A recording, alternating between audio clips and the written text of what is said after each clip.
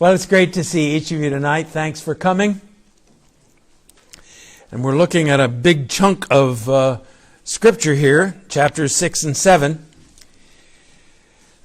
As the background says, there are those who would argue that the temple is the central theme of 1st and 2nd Kings, given the extensive treatment of it here, right at the beginning, and then the treatment of Joash's rebuilding and Josiah's rebuilding and the recovery of the book of the law there, and Hezekiah's centralizing worship there. And I wouldn't deny the importance of the temple in the book, but I would suggest that in fact the point that's being made is the secondariness of the temple. The temple is not central. What is central is the heart attitude that the temple is supposed to represent. With that devotion, then the temple is a wonderful blessing. But without it, God really doesn't care about the building at all. And as I say, the contempt that Yahweh has for these symbols when we try to use them to actually insulate ourselves from Him is almost unspeakable.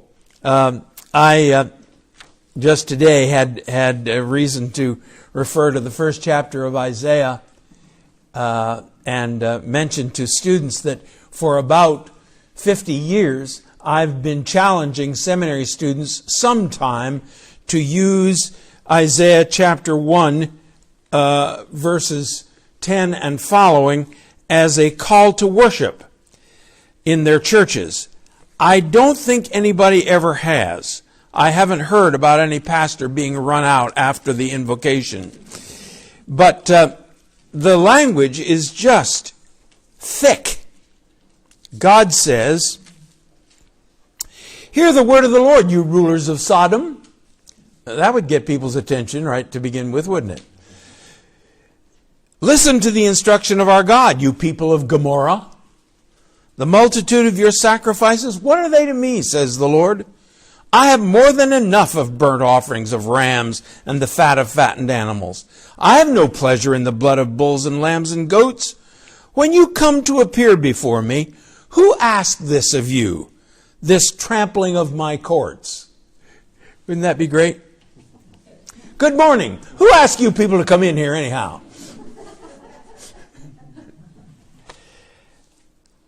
Stop bringing meaningless offerings. Your incense is detestable to me. New moons, Sabbaths, and convocations.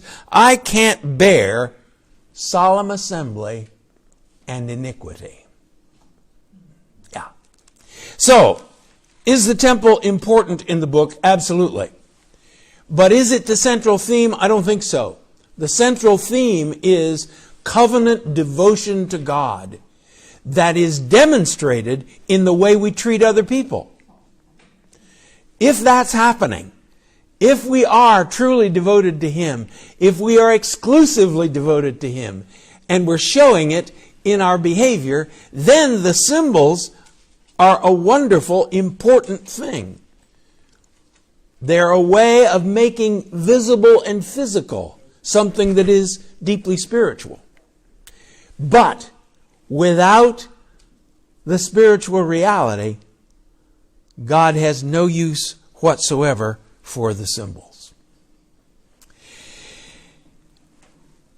We're told in chapter 6, verse 1, that the temple was built in the 480th year after the departure from Egypt. I, for one, tend to take that literally. But it has to be said, there's a little bit of a question because 480 is the result of multiplying 12 times 40.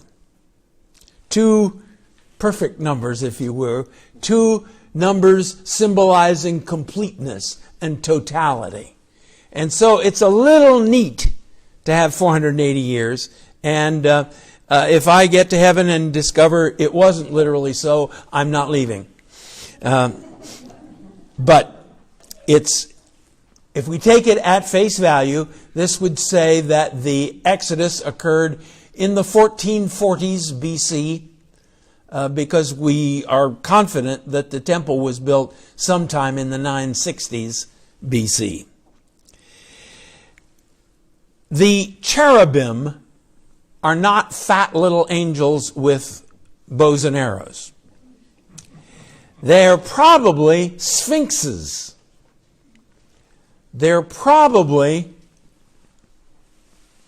the front quarters of a lion, the hind quarters of an ox, the head of a human being, and the wings of an eagle. This is what you find both in Egypt and in Assyria as the guards to the palace doors. It's also interesting that the same combination of figures are the beings that Ezekiel sees, with four faces. The face of a man, the face of an eagle, the face of an ox, the face of a lion.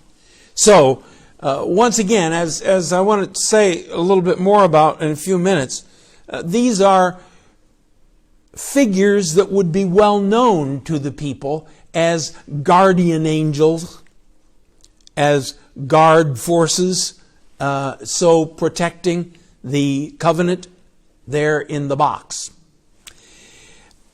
One more word. I don't know about you, but as a child, I always wondered why there was a boat in the temple. The Ark of the Covenant.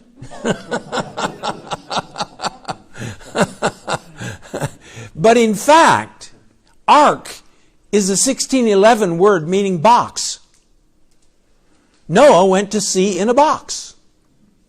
And so it just doesn't sound very holy to say the covenant box, but that's what it is. It's a covenant box.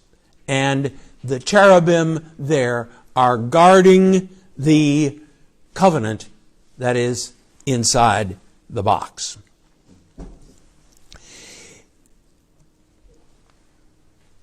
Here is one representation of the temple. We do not have all the dimensional data to construct it precisely as it was, but this is probably pretty good in terms of what was involved. Now this layout, an outer courtyard, a porch, an inner main room, and then a small innermost room. This is typical of Canaanite temples all through this region. It's you can find it replicated again and again and again.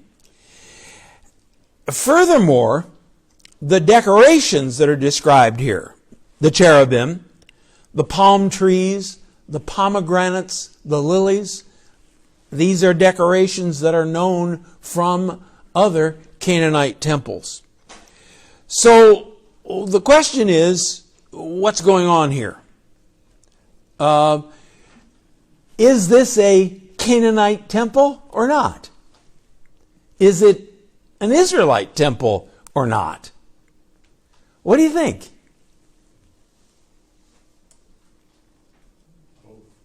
Both. Okay. All right. All right. Does it have an idol in it? You can be my straight man anytime. No, it does not. In the Canaanite temples, in the innermost room was an idol. What this building was the idol god's palace. So you had a table in there for the idol god to eat from. You had a lampstand so the idol god wouldn't feel bad in the dark. This was the idol god's palace. By that one dramatic difference, not an idol, but a box. That changes everything. This is precisely what we find as God's principle of revelation, and it is the principle of incarnation.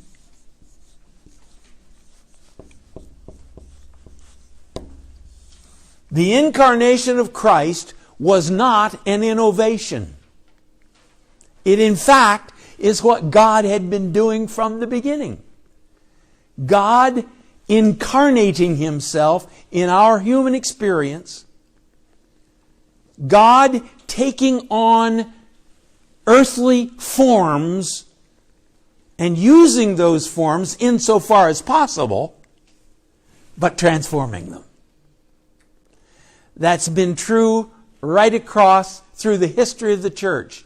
And the song that we sang this evening is a good example of that, where a music form that was popular here in America came to be used to express what was a much more staid hymn when it came from Isaac Watts' pen. Now that always has a problem. It is dangerous.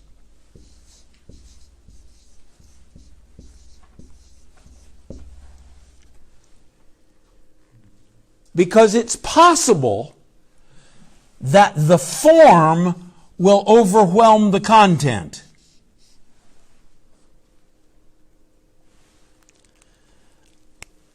I think it's not impossible that there were Israelites who came to this gorgeous temple complex and thought in pagan terms. This is Yahweh's house, and I can do nice things for Yahweh, and Yahweh will do nice things for me. I can manipulate Him. So God takes a terrible risk in using our human forms to try to convey something else. But I've said this to many students across a lot of years, God is very economical. Why should He start something new if He can use something old and transform it? If He can use something that is familiar to people. The rainbow. Yes. He can use something that we are familiar with. He's done that in using human language. Human language has incredible problems. And God is willing to run the risk. And in the same way, He was willing to run the terrible risk of becoming one of us. This is exactly what the early church struggles were all about. Well, He couldn't be human. He's God.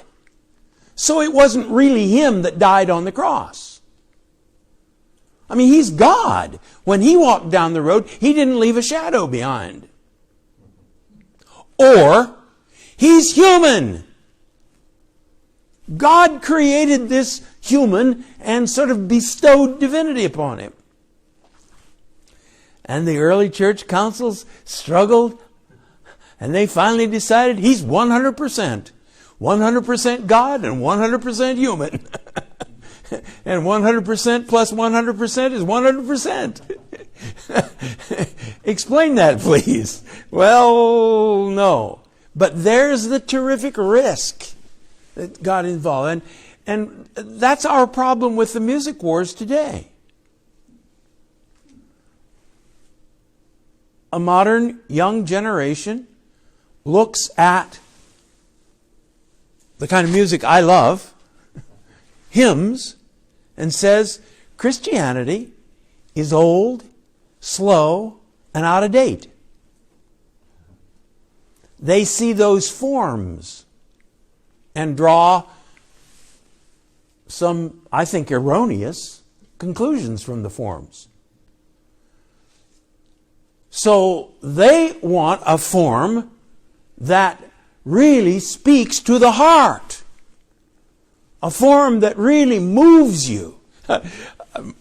one of my colleagues at the seminary, his mother loved Southern gospel music. And her word was, if it can't move your foot, it can't move your heart. Well, but there we are. And so God is using a form that is quite intelligible to these people. This is what a holy temple ought to look like. But with all the dangers that are resident there. And so, again and again, we've got to ask ourselves, is the form overwhelming the content? Let me just, because most of you here are my age, I can talk to you and you won't throw things at me. But I look at a lot of modern Christian music and don't see participation. I see a sing-along performance. And that says something to me about Christian faith that I don't quite want to buy. I like 4-part harmony with a music director who's not terribly visible. Now that's me talking, simply trying to illustrate my point here. For me, the form is overcoming the content, and that's not necessarily a good thing. But, as I say, God is using what is immediately intelligible, what is immediately familiar to them, and running the risk that they might draw some wrong conclusions from that. But He's willing to run that risk in order to communicate. Now, one of the things when we compare this building to the archaeological remains that we have of Canaanite temples, this building is much squarer and much more symmetrical.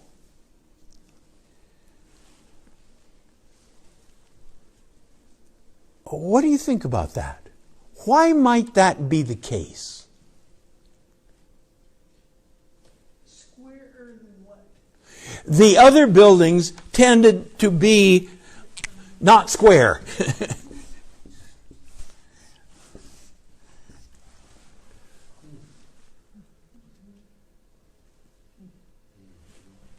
Or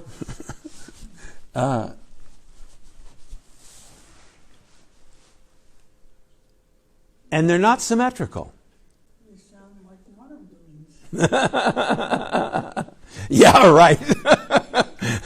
Some modern architecture, yes. But they're not based on the original plan of the tabernacle. All right, the tabernacle gives us the same kinds of things. It is the length and the width are proportional to one another. The inner room is perfectly square, same dimensions on all 4 sides. Yeah, so it reflects that. So that then takes us back farther. Why was the tabernacle symmetrical and square? God's a God of decency and order. A God of decency and order who operates in an orderly fashion. David, you were going to say something.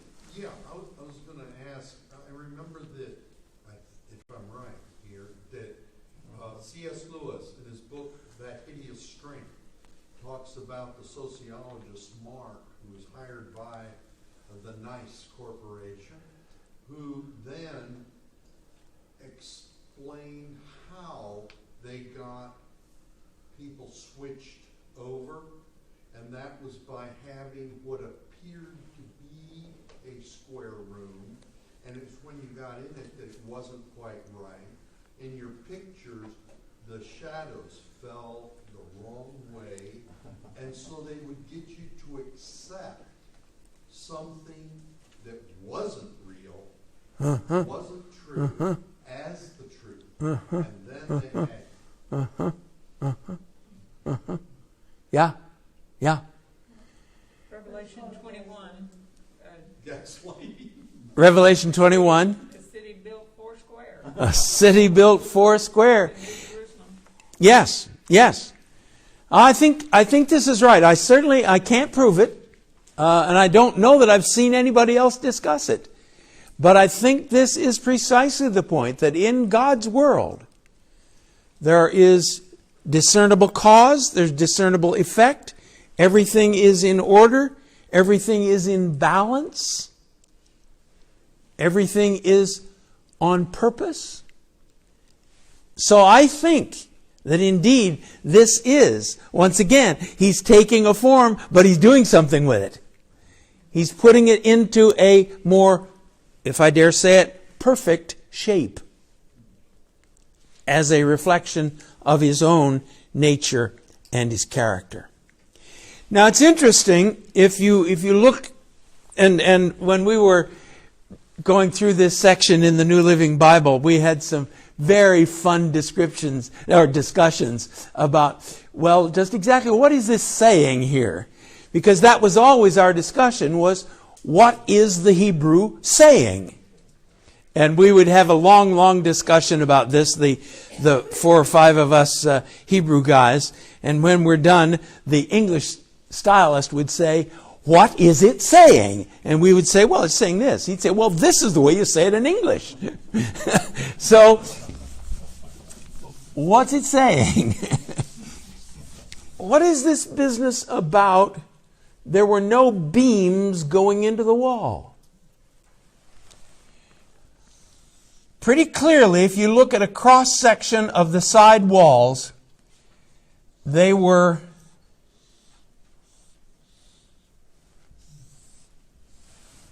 stepped like that. And the building on the side there then, the roof beam was laid there, and the roof beam was laid there.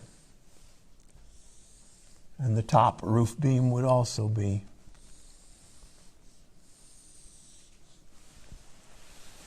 So no beam pierced the walls.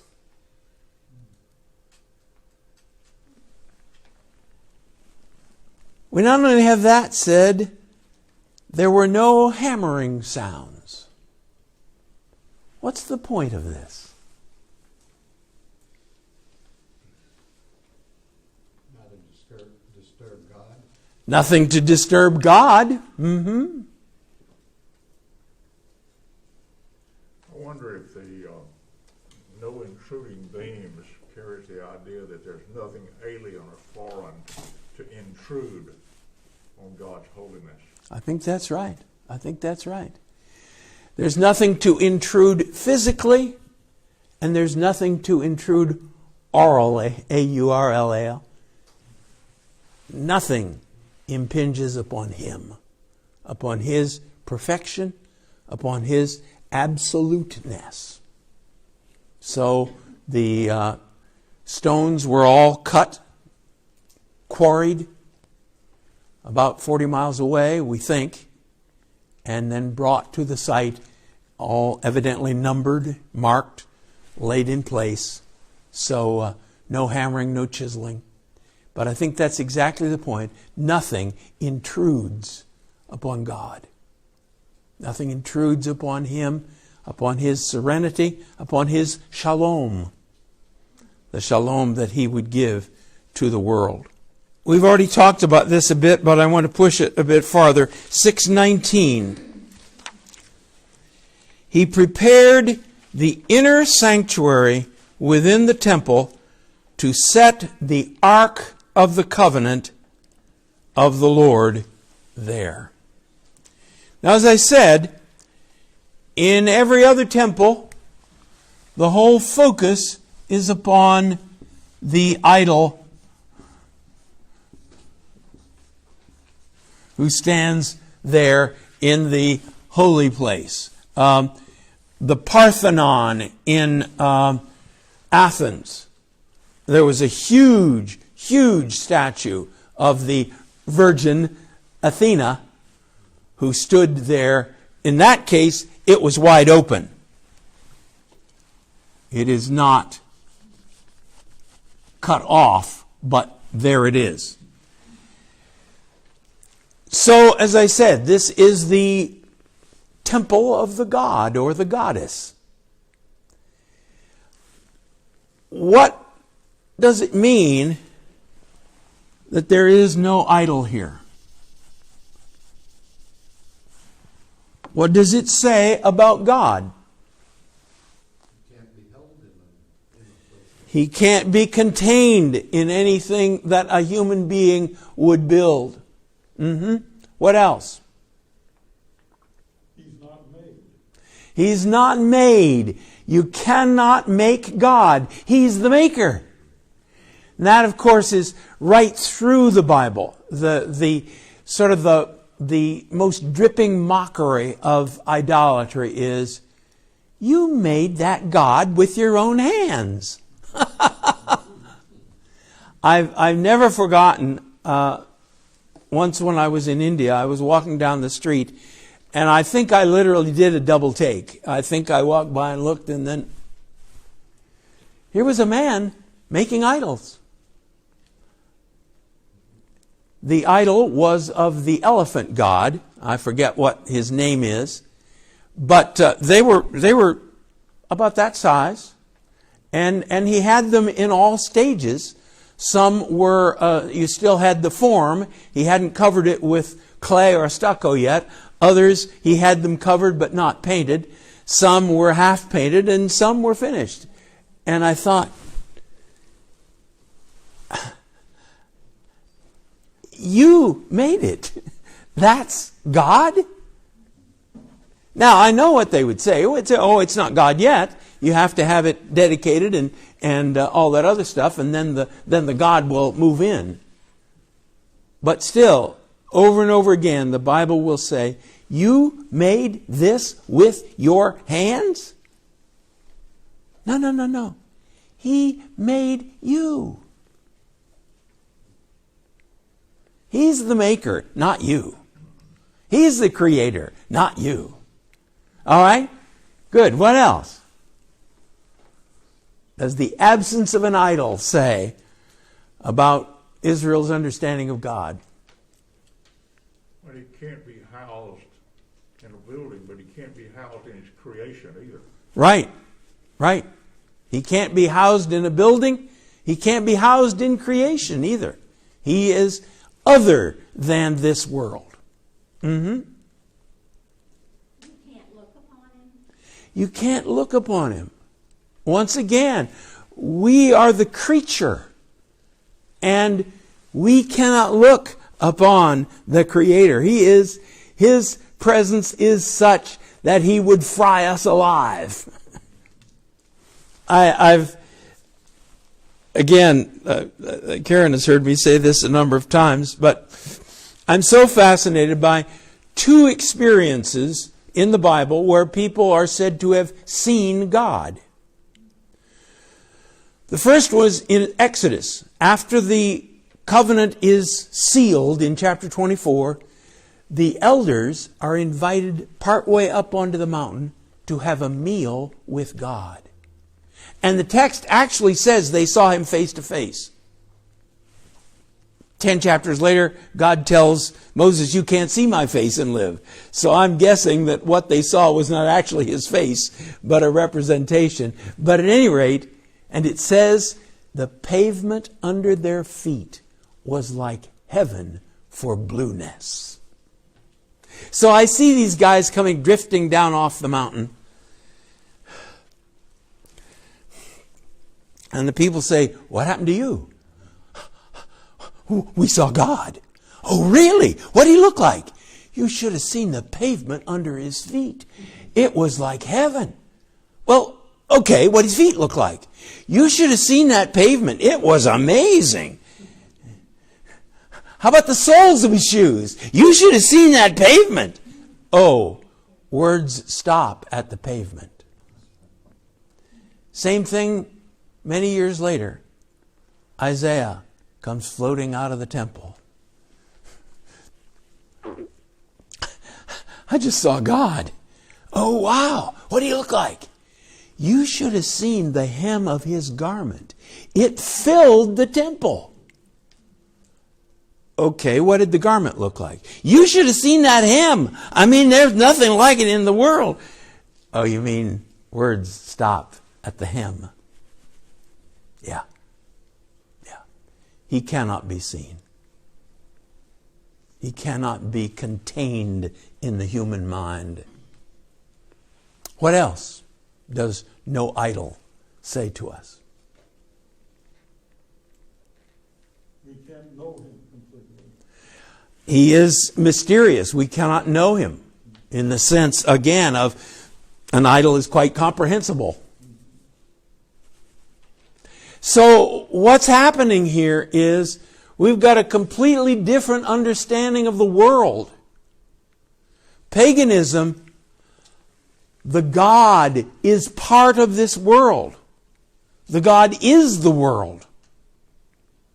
And here, this one book alone, this one alone says, He is not the world. Carl Sagan, the cosmologist who now is dead and knows better, said very, very bluntly, get it through your heads. This cosmos is all there is. There is nothing beyond this cosmos. And I wonder if Moses greeted him on the other side. But there it is. You see, these people were not stupid primitives who couldn't think like we can. We're in the very same position. This world is all there is, baby. There ain't no more. Excuse the bad grammar. This is it. No. This is not it. This is not all there is. There is one who is beyond us, beyond the world. And that simple difference, not an idol, but a box. And I want to talk more about the box later.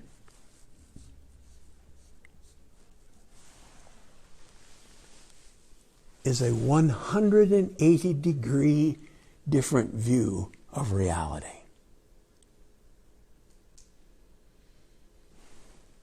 I'm tempted to park here and get into some fairly abstruse stuff, but you don't need that tonight. So here's the building.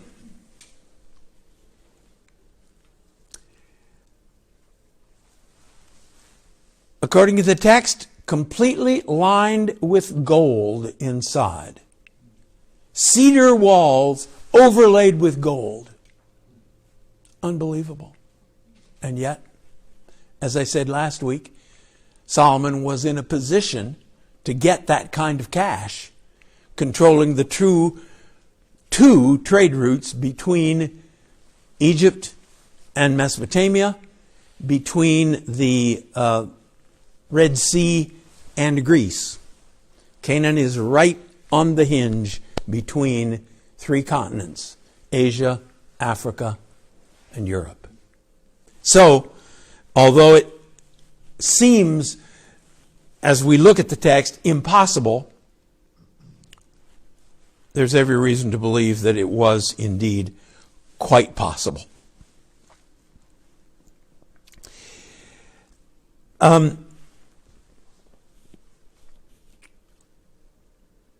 We have these fascinating descriptions of the sea.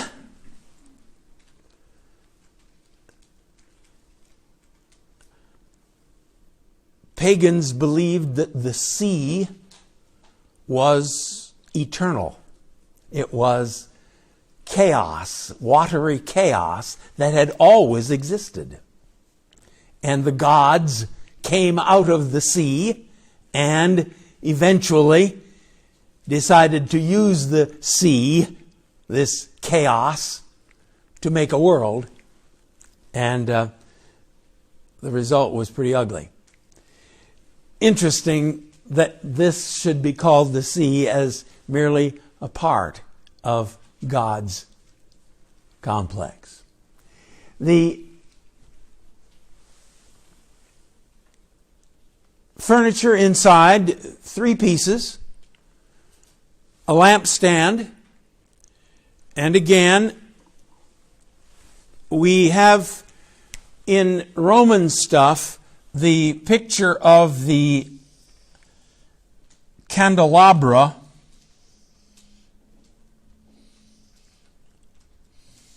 that was captured from the candelabrum. I need to get my grammar right here.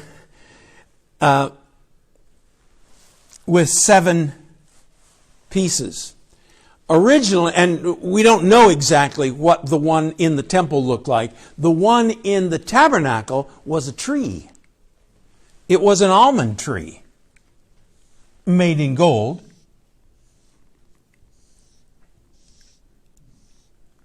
With limbs, and on those limbs at the end were almond buds.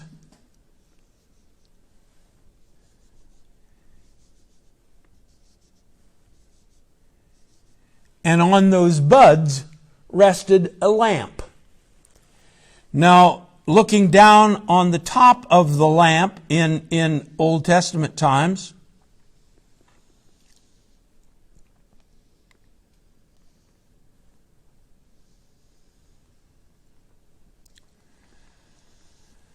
it looked like that. It was a flat dish with the rim curled in and a lip.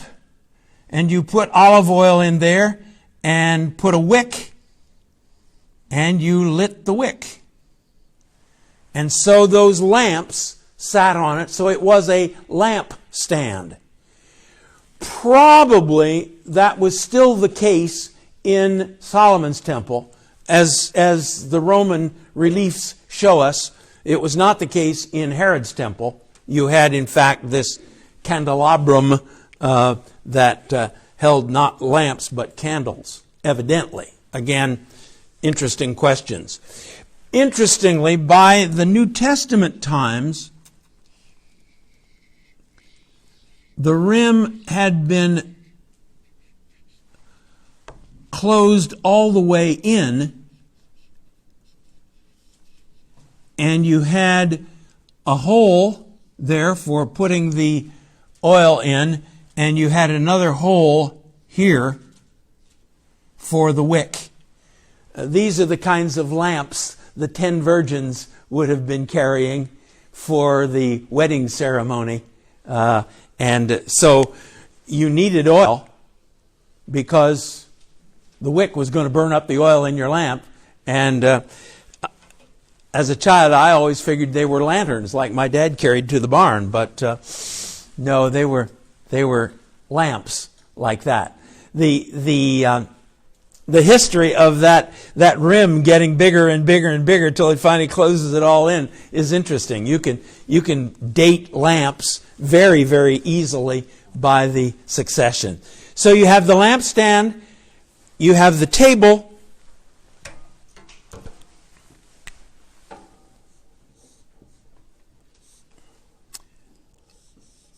and you have the altar of incense.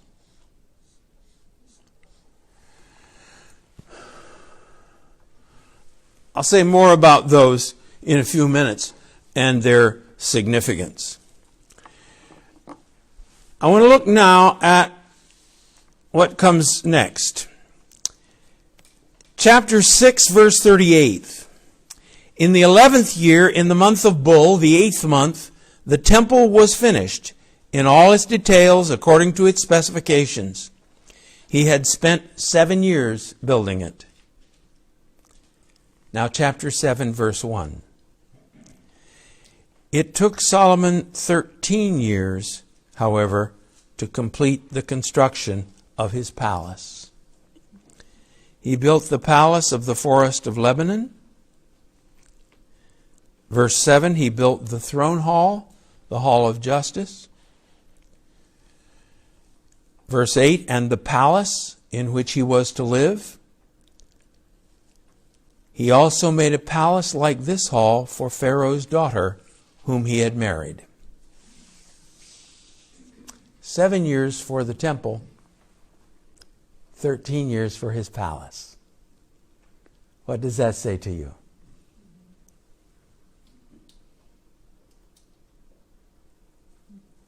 It's pretty obvious, isn't it?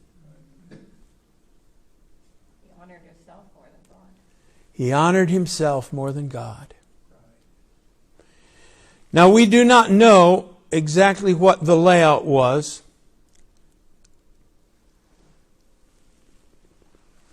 I've got a suggested layout here that I'll show you in just a moment. But what he was actually building, as I suggested to you in the opening slide, was a royal complex.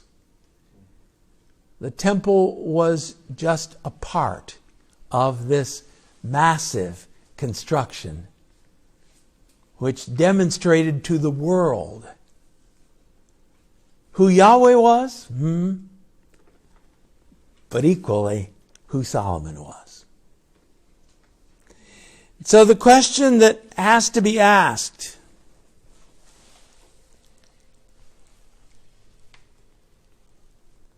in my religion,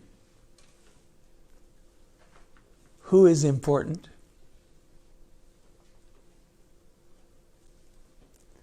Now, again, I don't want to be unkind to Solomon or untrue to the Scripture. As we'll see next week, his prayer of dedication is a wonderful thing. So it's not, and this again is part of the glory of the Bible. It's not an open or shut case. It's not black or white. It's mixed. So what is this saying about Solomon's religion?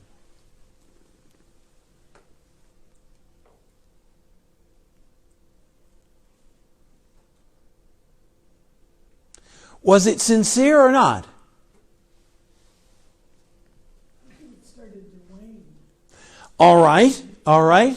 Perhaps it is waning. Okay.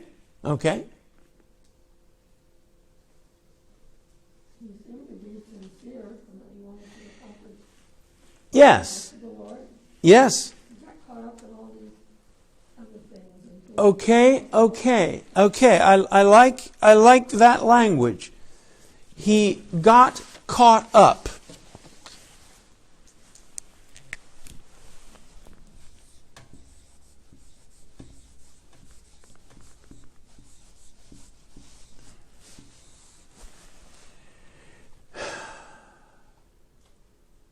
Caught up in what?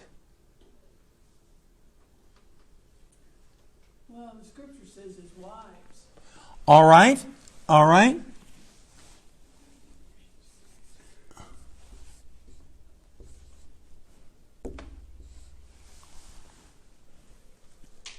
And of course, the number frightens us a bit, but also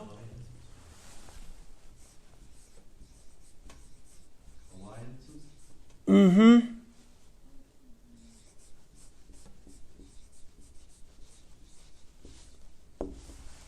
he thought like, sometimes we may think, if I do something and I am seen by everyone, that will be a reflection, for God to get the honor, but I think he just kept trying harder and harder, and it's moving in the opposite direction.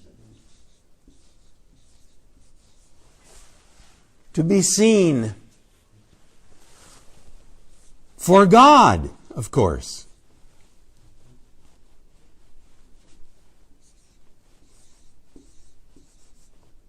Believed in a prosperity gospel where he deserved all this because he loved God and God blessed him.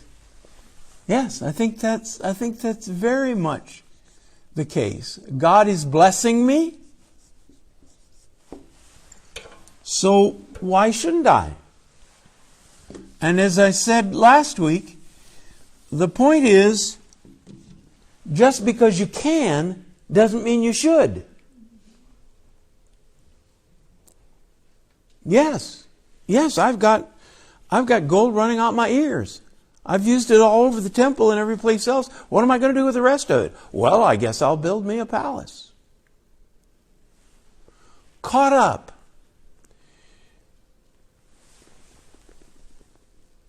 I have the feeling that the paganism of these wives was infectious.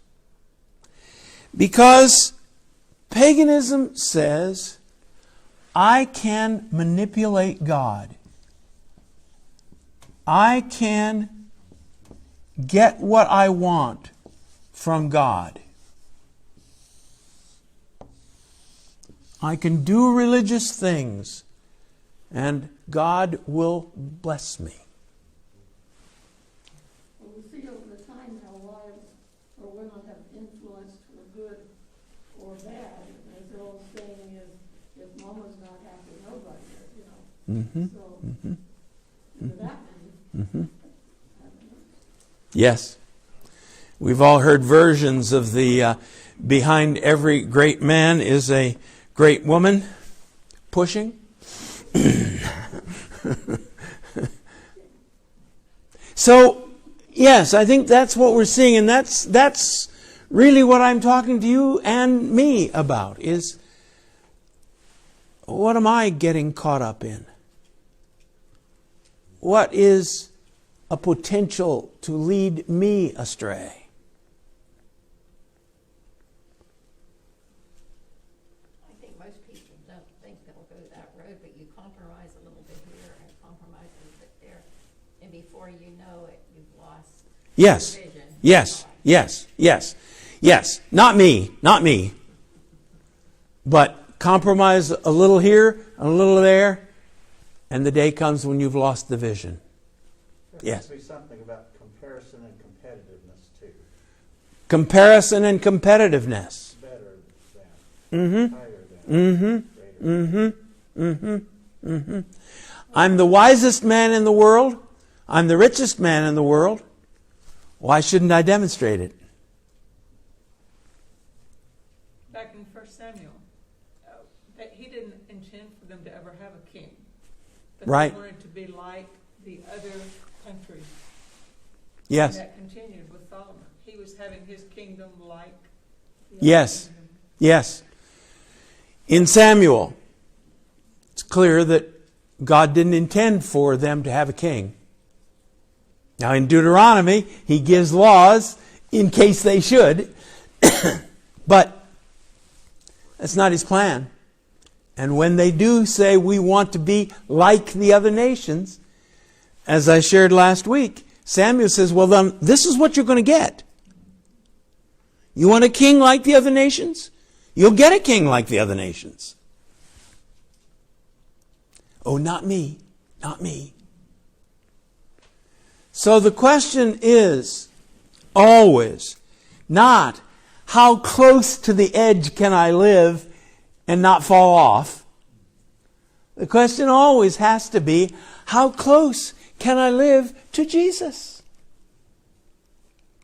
Not how little like him can I be and still go to heaven, but how much like him can I be?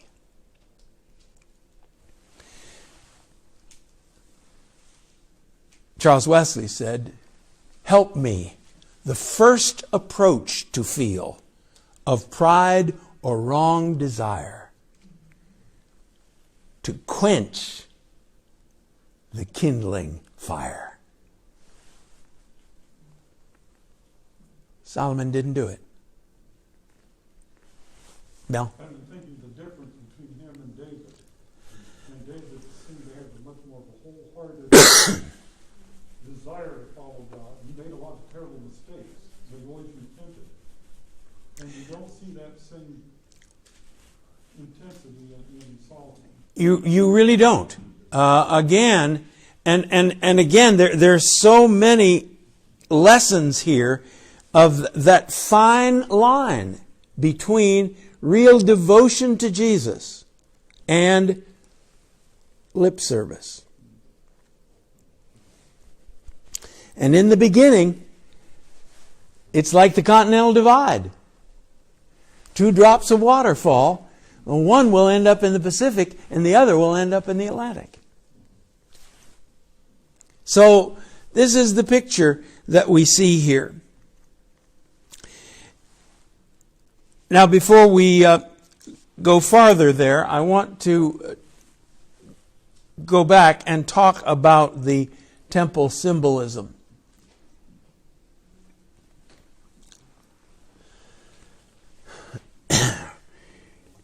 There at the front, there is no remission of sin apart from the shedding of blood. Sin is real, it has consequences, it is deadly. And if I have sinned, somebody's got to die. If not me, then the sheep. And God is waiting for a Micah to come along and say, now wait a minute. Can a sheep die for my sins? Answer, no. My own son couldn't die for my sins. So God, what's this all about? God says, hang on, you'll find out. Then the laver. 2 beautiful statements in the New Testament. One in Ephesians 5:26. He will make his church holy by the washing of water by the word. You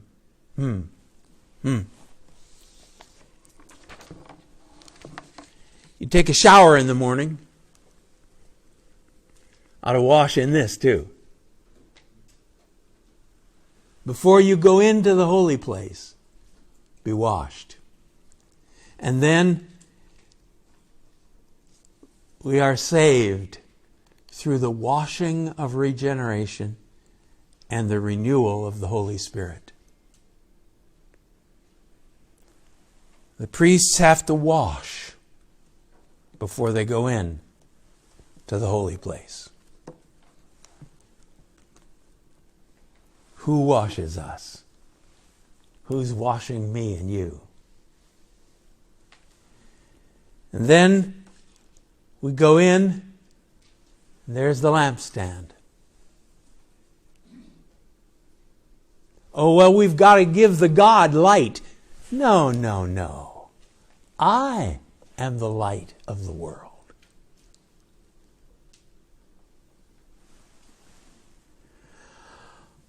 Well, we've got to give the God lunch. No.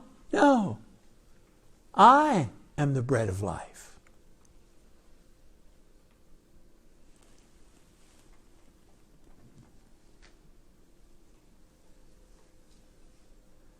And the altar of incense. Revelation tells us the prayers of the saints rise with the incense. That altar, day and night, burning. We have instant access. Through the blood of the Lamb, the washing of the Holy Spirit, the bread and the light, we have instant access to Him.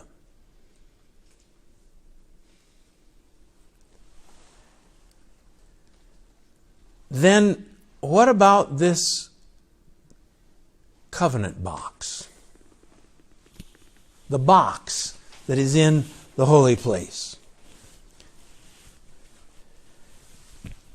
As we've already said, it represents a completely different worldview in place of the idol. God is not this world, and He's not part of this world. You can't represent Him by anything in this world. And you cannot manipulate Him through this world. What good is it having a God if you can't make Him do what you want? What good is it having a God if you can't use him or her to get good stuff? But there it is. So what's this box about? A box with stones in it. Now we're told that in the tabernacle there was a bowl of manna beside it and the staff that Aaron held that blossomed to prove that he was the high priest and not Korah or Dathan.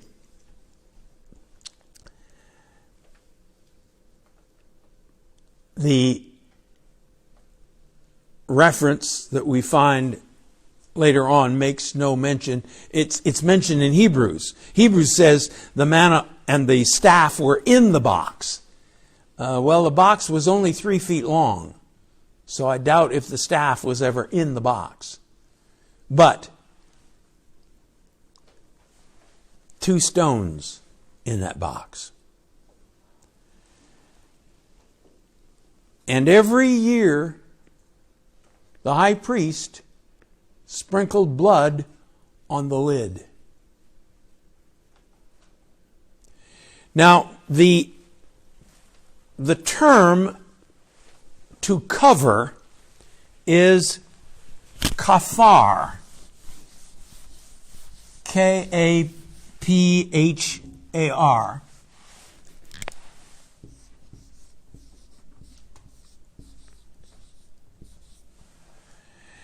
That means literally to cover. It also means figuratively to cover.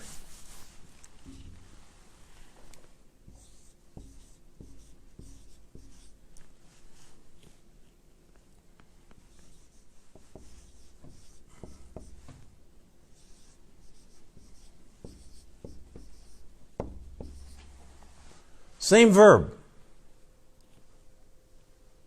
So in English, this, again, the King James translators, I think they were responsible for it. Maybe Coverdale did, I don't know.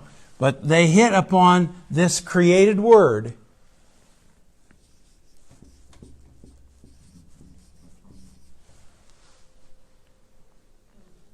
to atone for our sins, to make us at one with God. It's a created word with that idea, but it's the same verb. And the word lid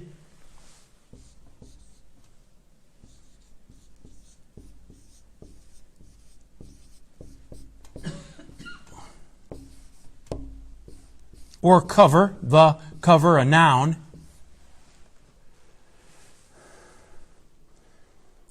so the high priest sprinkled blood on the lid every year.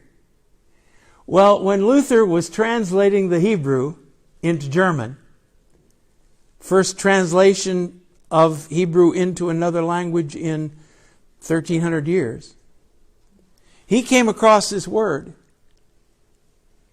and he said, that's the place of atonement.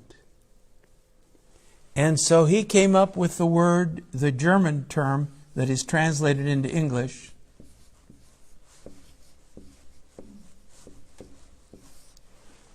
the mercy seat. The place of covering. So it's a wonderful double entendre. It's the cover where sins get covered.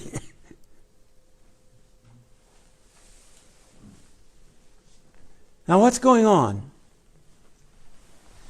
God says, I will meet you over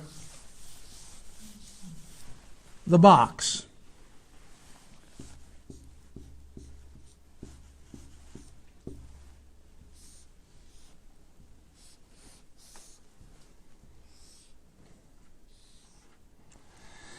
The box that has the cherubim cast right into the gold of the lid.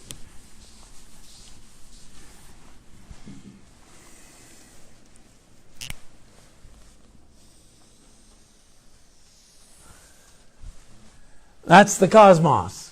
That's everything created. In the worldview of paganism, this is all there is. There is nothing more. In this cosmos, there are three realms. There is the realm of humanity, there's the realm of nature, and there's the realm of deity. These are all intertwined. This is a two-dimensional drawing, so I can't really get that point across very well, but they're completely intertwined. So these boundaries are permeable.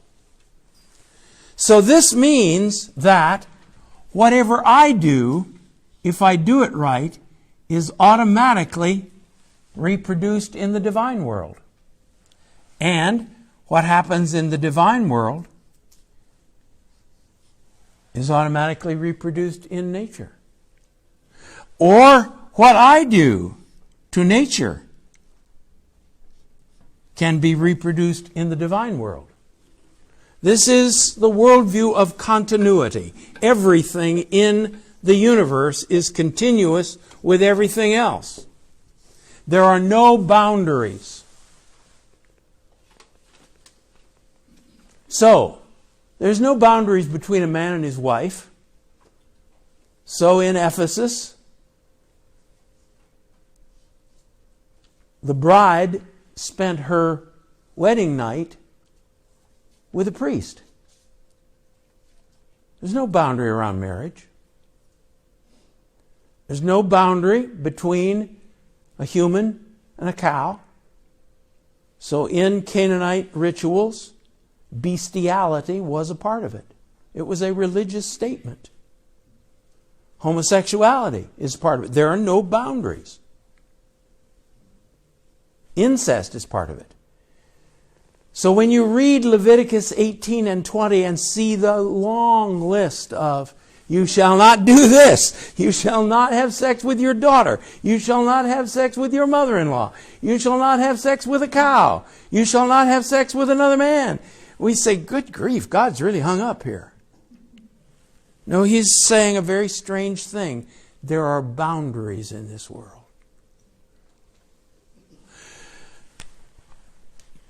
So, it's not raining.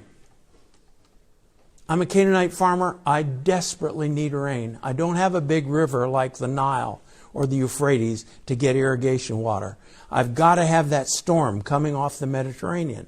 And it's not happening. Obviously, the sky god and the earth mother are on the outs.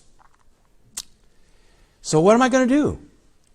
Well, I'm going to go down the road to my local priestess. She's already identified with the goddess. I do a ritual so that I'm identified with the god. We jump in bed together. What happens? The god and the goddess jump in bed together. What happens? The sky impregnates the earth. If you think about this long enough, you will never walk in the rain again.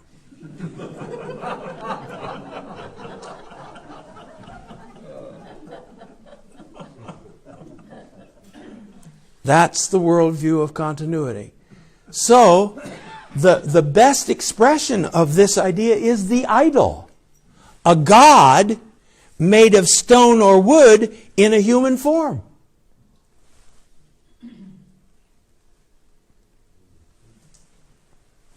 Over against that is this thing.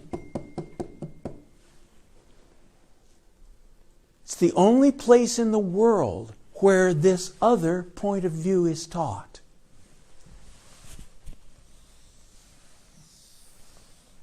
It is the worldview of transcendence.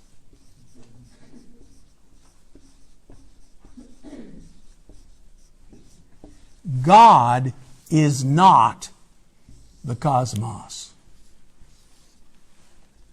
He is outside of the cosmos. He is other than this world. This is not God, this is not God, and this is not God. He is beyond anything we know or understand or can grasp.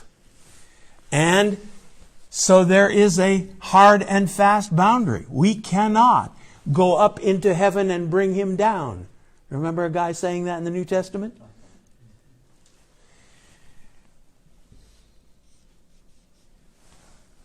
And in the same way, there is a hard and fast boundary between us and nature. Now, this is really increasingly unpopular in our culture. No.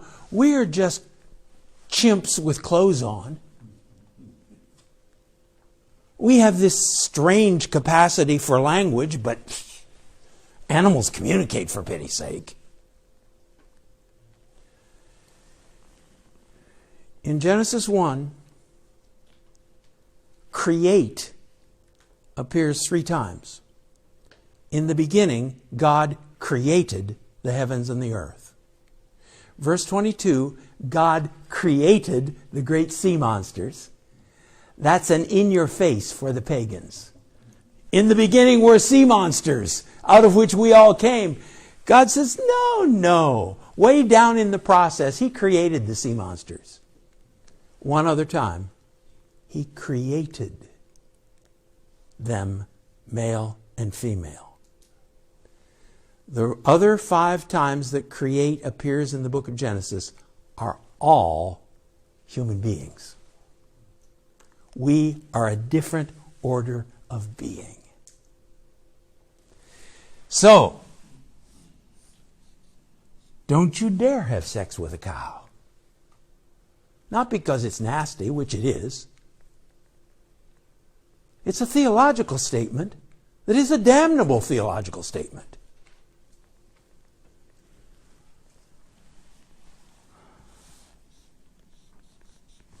But though we cannot cross this boundary, He can and does. He can cross it whenever He chooses, without losing His otherness, without losing His holiness.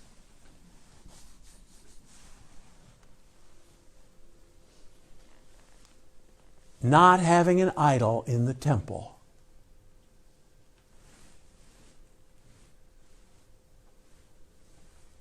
There it is. Mel? I was just thinking, looking at the boundaries, this whole thing about transgenderism is broken down in those. Precisely. And it's, if you didn't know better, you would think the Bible was inspired. What's Genesis 3 all about? I will decide what is right and wrong. Simple as that. Nobody's going to tell me the conditions of my life. I will decide what the conditions are. Sorry, honey, that won't work. So, yeah, absolutely. It's all about boundaries. And God's right to say, this is good and that is evil. Good is the way God made the world. Evil is anything that is contrary to the way He made the world. Okay, it's all her fault. Let me just show you this last.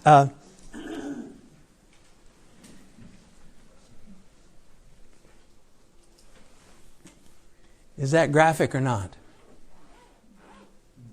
Look at the size of the temple and look at everything else.